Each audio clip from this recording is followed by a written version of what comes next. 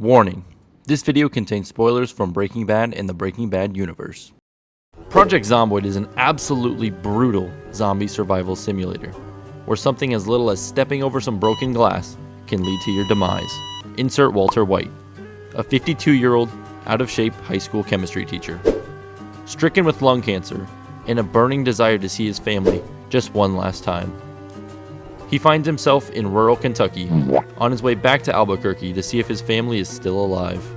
Can Heisenberg survive the unforgiving zombie apocalypse? Or will he turn into just another member of the undead army? And to make matters worse, his assistant Jesse has somehow tracked him down to tag along. Can you at least smoke outside? This is my own private domicile, and I will not be harassed. I have lung cancer. Right. Walt and Jesse find themselves trapped in rural Kentucky, a fate worse than ordering a fish fillet at McDonald's. Their plan is simple though. Make it to the docks of Louisville, steal a ship, and make it down the coast. Executing this plan though is no easy task. Louisville is packed with zomboids, and Walter is old, slow, and has an ego larger than me when my YouTube videos get over 100 views. The odds were mightily stacked against them. But Walt remembered some words of encouragement from the late Hector Salamanca.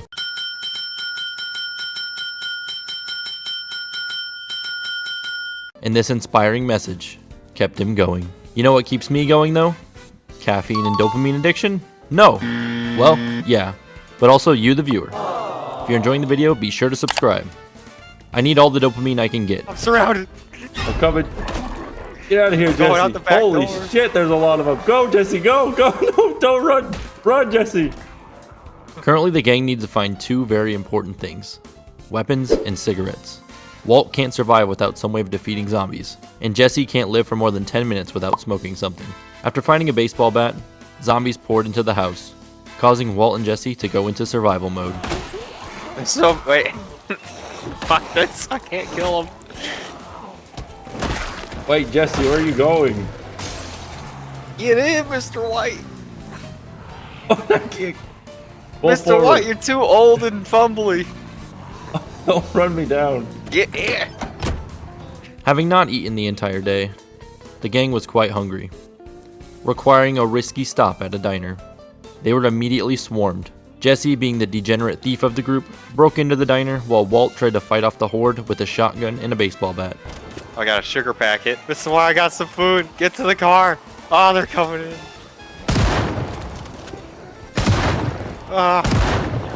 Oh my god. Why do you have a shotgun? I found it. Get in, Mr. White. Go, go, go, punch it! With food security becoming a larger issue, Walt began to distrust Jesse. Mr. White, I got you some sugar packets here. Oh my god, bro. Oh, hell no, man. What the fuck, man? Nutrients. It was all they had. Walt trusted Jesse less than I trust any of my ranked teammates. Why are you still playing Spider-Man if you're 0-6? What are you eating? Nothing. What is that you're eating? Nothing. I wasn't eating anything. What was that in your hand? I don't have anything in my hand. It's a frying pan. Worse than starving to death though, Jesse hadn't had a cigarette all day. Withdrawal was hitting him like a ton of bricks. Walt and Jesse found a house in Moldraw to seek shelter in overnight. What they didn't know is that Moldraw was a zombie gathering grounds. But using Jesse's first ever good idea, they led the zombies to a fence to take them down as they toppled over it. I need something to smoke. Ah, ow, they clawed me.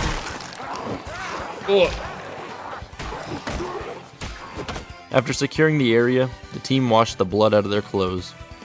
Jesse was growing slightly uncomfortable that Walter is only wearing slightly more clothes than a sporting event streaker. Yeah, you could always change that. Like you just grab some clothes. I mean, it takes like 3 seconds, Mr. White. I'm starting to think you're into some weird shit. And later that night, Walt made a discovery that would save Jesse's life: a carton of cigarettes.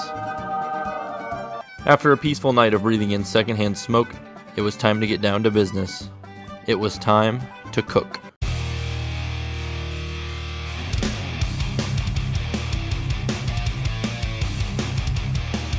After the successful cook, Walt and Jesse found a house in the suburbs to reside in for the night. gently introducing themselves to the neighbors before settling in.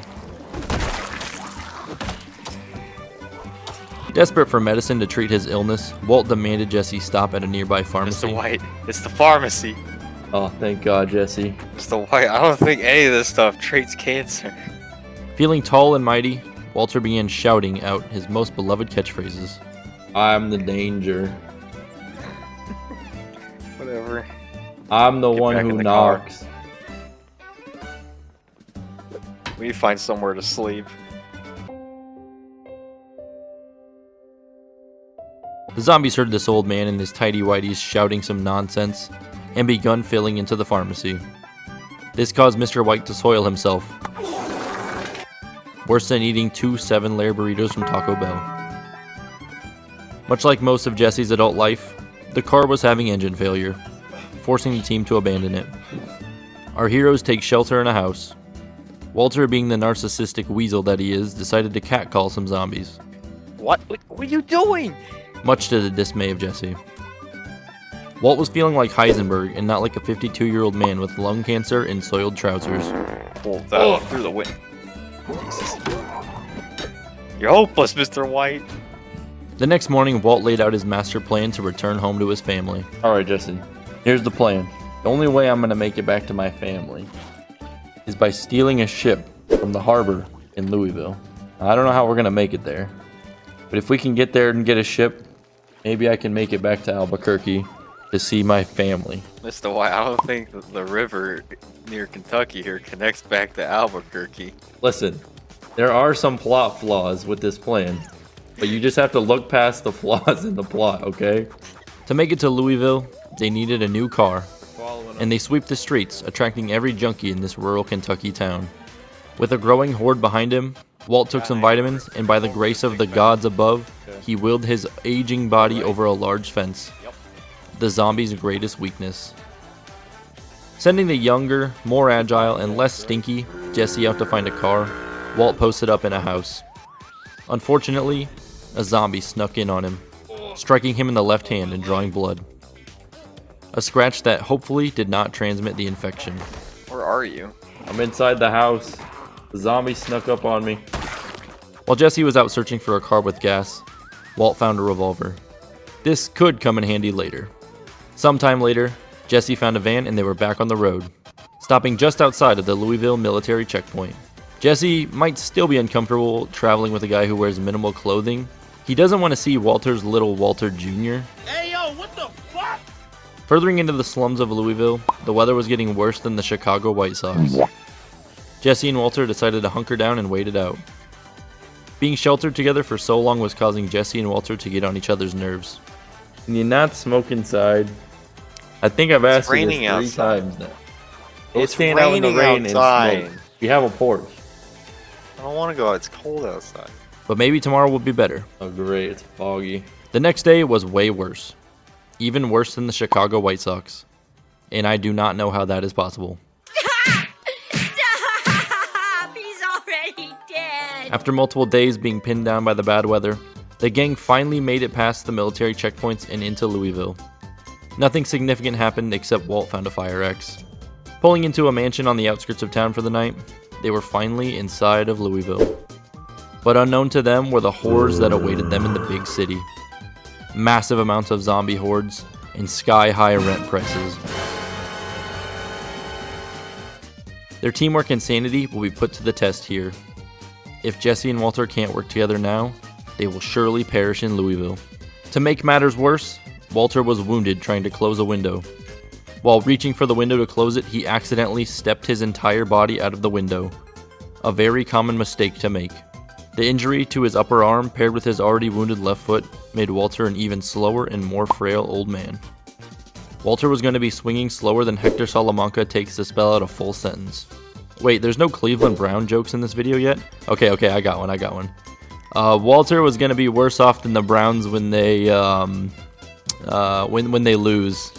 Oh, brother, this guy stinks! Okay, I couldn't come up with anything on the spot, sorry. To make matters even worse, Walt was washing up the next morning and Jesse tried to pull a Deshaun Watson on him. Dang it, there was the Browns joke. Oh, yeah. Later that morning, the gang heard faint sounds like a helicopter was above.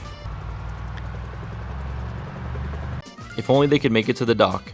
Maybe someone would spot them and rescue them. Jesse floored it down Main Street, not wanting to miss the chance for rescue. Swerving out of the way of incoming groups of zombies, Jesse struck a pole, rendering the van about as useful as a screen door on a submarine. Get out of the car! Mr. White! Run! Get to the houses! What happened? Run! Run! Yeah, Everywhere. Jesse. Jesus Christ. I can't believe that light pole came out of nowhere. Yeah, over here. We can jump this fence. Come on, Mr. White. Bones. Oh no! Come on, Mr. White. Oh, I didn't. Oh God. Walter and Jesse made it to an office building, but in a panic, they were separated. Walt scrambled through the infested building, brushing shoulders with death along every turn. I'm in the building. Okay, open the door for me. Okay, coming. Oh God. There's no, never mind. Oh God, there's a lot in there. Mr. White, I'll meet you at the other side. Actually, I'll hop in from here. I'll meet you in there. Help me clear him in here. I'm coming. Oh shit! There's a lot. There's a lot. Get out of there, Mr. White. This place is packed. Yep, I'm going through the front. They blocked me. Walt was forced to jump through the glass of a broken window, giving himself severe lacerations to his hand. Where are you? I'm back in the Mr. building. White. Go around the left. There's a broken window that you can climb through. I'm outside. Come outside. Oh, There's another fence we can jump. I can't. Okay. Oh. You got me cornered. Losing significant blood with each passing second, Walter met with Jesse on the other side, as they both hopped a fence to safety in a prison yard. Jesse bandaged up a heavily wounded Walter, and they caught their breath during a brief moment of reprieve in this nightmare town. The horde moved on once they realized Walter probably doesn't taste very good, and Jesse's blood is usually laced with something more dangerous than they are. Listen, Jesse, I thought I was the danger. No, these freaking zombies hurt, man. I'm bleeding. You look like you're on the brink of death, Mr. White. I'm bleeding out of places I ain't know I could bleed from, Jesse. Finding a house that was relatively safe, they closed up all the curtains and rested, letting Walt's body heal before the final push to the docks was made. After a long night's rest, Walt felt good enough to go. Walking down Main Street with their sights set on the docks, Walt was this close to escaping Kentucky and making it one step closer to seeing his family once more. After a full day of walking through alleyways to avoid the undead, they could finally see it. The river. Their ticket out of Louisville. Abusing the fence tech to avoid incoming hordes. You know, fences are really the MVP in Project Zomboid. The zombies just have no answer. It's like spamming the same play in Madden over and over because it works. I'm just waiting for the one time Walt is not physically able to jump a fence and becomes a zombie steak dinner. Even though Walt's body is like a 3-ounce sirloin, so whatever zombie gets him will surely be disappointed.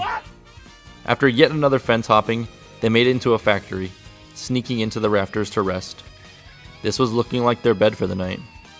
The hard metal grates of this floor would twist Walter's back 6 ways to Sunday. He might not be able to walk again after sleeping up here. Walter convinced Jesse to explore the factory a bit and maybe find an office chair to sleep in. Not much of an upgrade, but it's like going to Wendy's instead of going to Long John Silver's. This proved to be a wrong turn, as the zombies swarmed the other side of the factory. Running out of food and daylight, the only option was to follow the shoreline towards the docks, praying to the ghosts of Mike Ehrmantraut that no zombies stood in their paths. Of course Mike cursed Walter with wave after wave of zombies, but once again Walt and Jesse had bested him. Walter was exhausted, to the point he could barely stand upright. Just before nightfall, they made it to a snack stand on the edge of the docks. This snack stand was a gift from the gods above, as it was stocked with fresh burritos and muffins. Unfortunately, Walter would have to sleep on the floor of this semi-exposed snack stand tonight. Waking up with a sore back, today was the day. The final push towards the docks, towards his family, and out of the awful state of Kentucky. Pushing through the undead geeks, they made it to the docks.